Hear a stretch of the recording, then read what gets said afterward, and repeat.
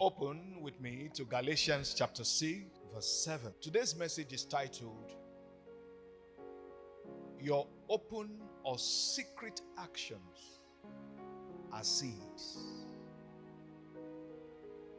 Your open or secret actions are seeds.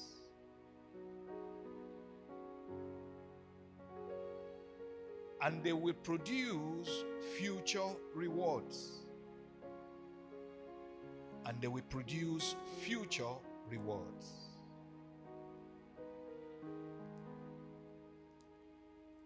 Galatians chapter 6 verse 7, Amplified Bible Classic Edition, it says, do not be deceived and deluded and misled. God will not allow himself to be sneered at, that is scorned, disdained, or mocked by mere pretensions or professions, by his precepts being set aside. He inevitably deludes himself who attempts to delude God. For whatever a man sows, that and that only is what he will reap. Brethren, what many people are experiencing today are often products of certain seeds they had sown in the past. Positively, the life of certain people we admire,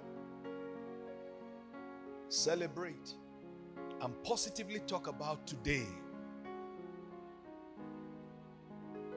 is often the long-term result of certain factors.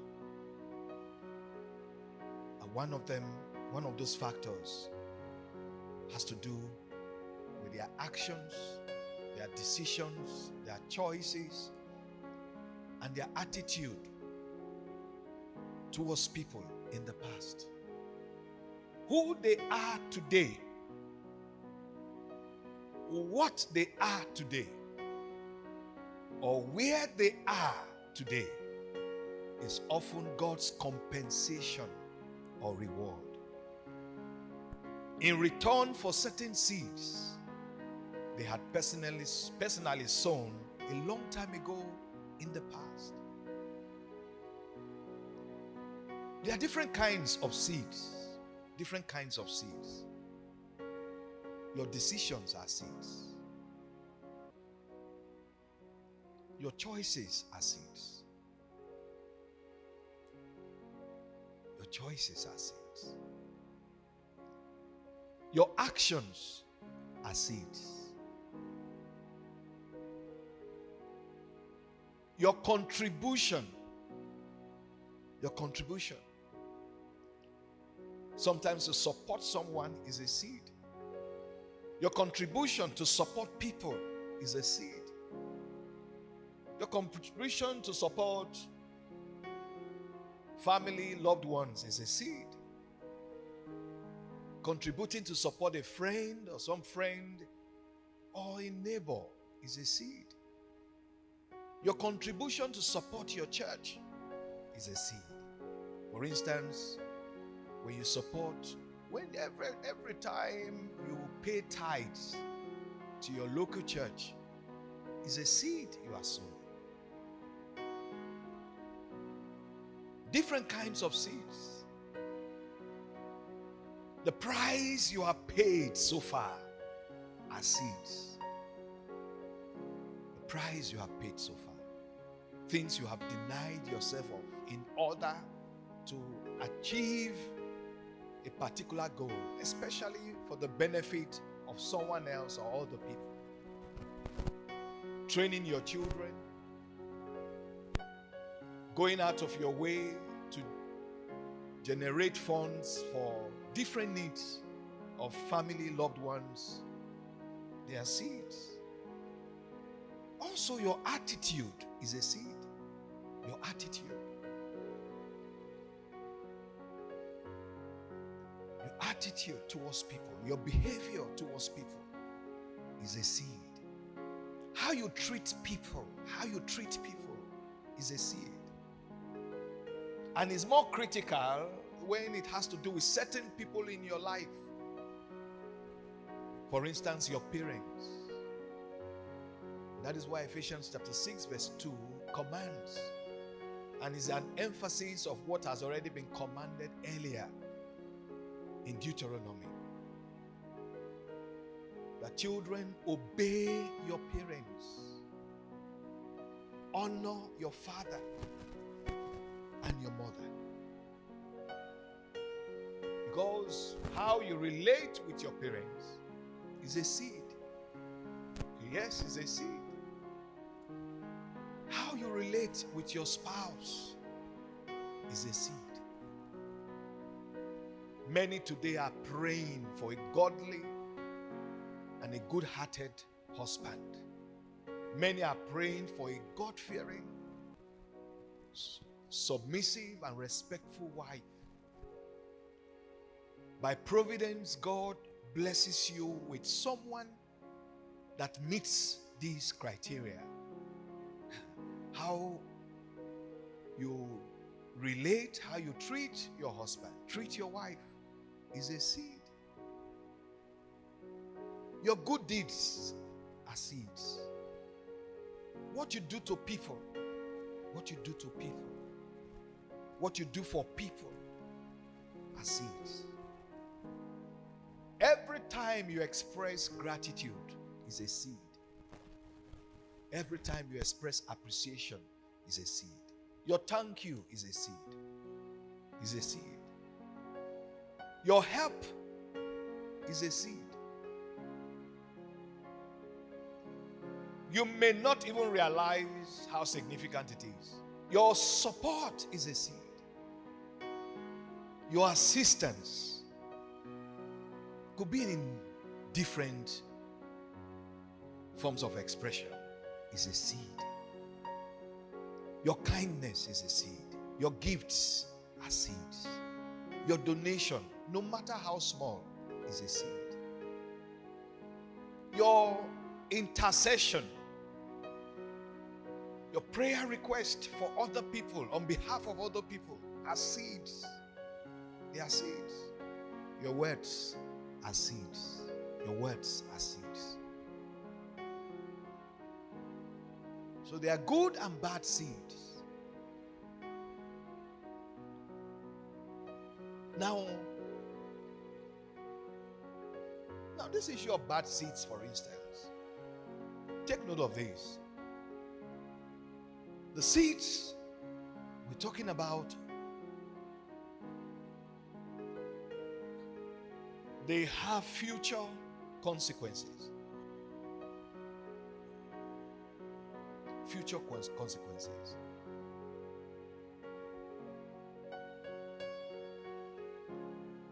Positively or negatively. However, for something, an action, to be confirmed as a bad seed that will produce future consequences, there are usually two conditions. Take note of this. Two conditions that now confirms what someone has done to be a bad seed, that will surely attract a future consequence. One, if it's done deliberately, if it's done intentionally or deliberately. If it's done intentionally or deliberately. Not by mistake. Otherwise, it will have been hard for almost everybody. If, even unintentional mistakes that we make will bring, severe repercussions, thereafter, it will have been a very hard environment for everyone. So, these things become seeds in the spiritual realm when it's intentional, when it's deliberate, not by mistake, not as an error, not by accident, not by overwhelming spiritual manipulation, not by overwhelming spiritual manipulation. You can be manipulated to sow a bad seed. You can be spiritually manipulated to sow a bad seed. And why? To expose you to the judgment that you follow whoever sows that kind of seed.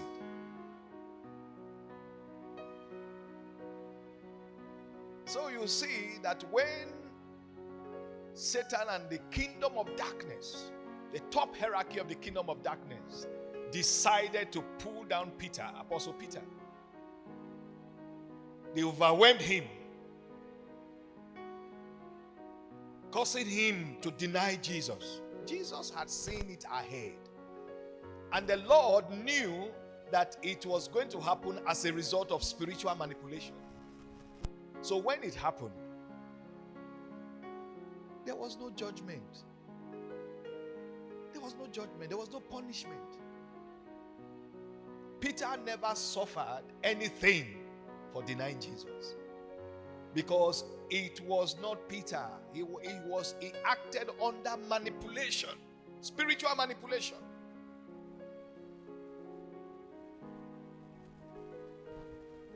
Whatever the plans of the wicked and the evil ones against your life, they will be frustrated.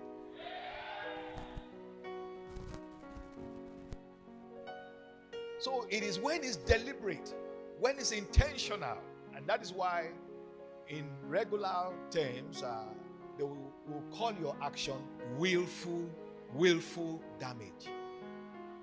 Willful damage. Someone can kill unintentionally. Could be riding a car, and unknown to you, someone just walks on the road, across the road, and surprisingly the person dies. You will not necessarily suffer for it. If it was so clear, you were not drunk, you were not over speeding. So when it's so clear that we are not at fault, even though a damage has been caused, you are not guilty. And so it's not a seed, it's not a bad seed that is going to haunt you or affect you later in life. No.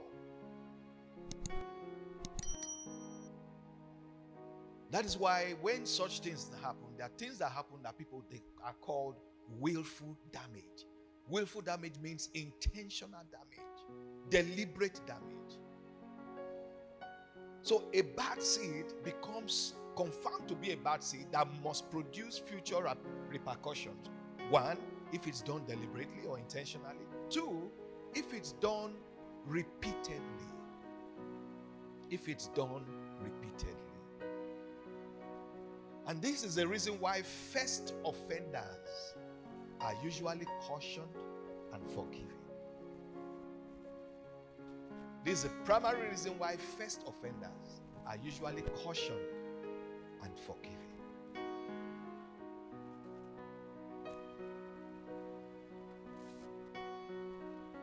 In John chapter 8, verse 10 to 11, there was a woman that was caught in adultery. People gathered around him, and Jesus intervened on her behalf. And he challenged those who were accusing her that because they wanted to stone her to death. And he said, well, if there's any one of you who is not also guilty of some other kind of sin as of today, go ahead and stone her. And surprisingly, not one of them, not one, was standing right. And so, as they all excused themselves, in verse 11, Jesus told her something significant. He said, sister, has any of them condemned you now? She said, no. He said, neither do I condemn you. Then he said, go and sin no more. No more. You are forgiven, but don't do it again. Go and sin no more. No wonder in Proverbs 28 verse 13. Proverbs 28 verse 13. The Bible says, he that covereth his sin shall not prosper. He who conceals his mistakes will not progress. But whoever confesses and forsakes them. You can't be an expert in confession. You can't be an expert in confession.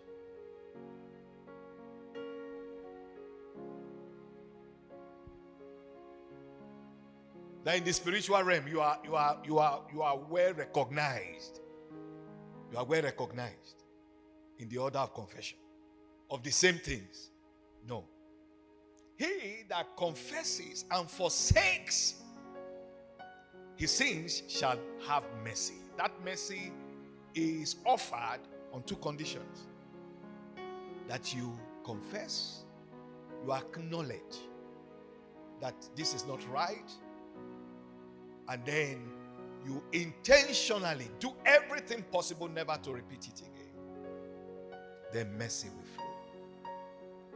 And of course, in Romans chapter 6 verse 1, the Bible will tell us that shall we continue in sin and expect grace to abound? No, God forbid. Shall we continue, and then expect grace to? I said, no, God forbid. Go and sin no more. Go and sin no more. I have not condemned you. You are forgiven, but go and sin no more. So if it's when your actions, your choices, your attitude is expressed negatively, wickedly, in an evil way, either publicly or privately, openly or secretly, especially secretly.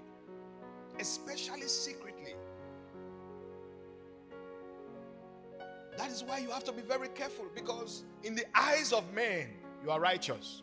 In the eyes of people, you are a good man, you are a good woman. But God knows that, no, this person is evil. This person is evil.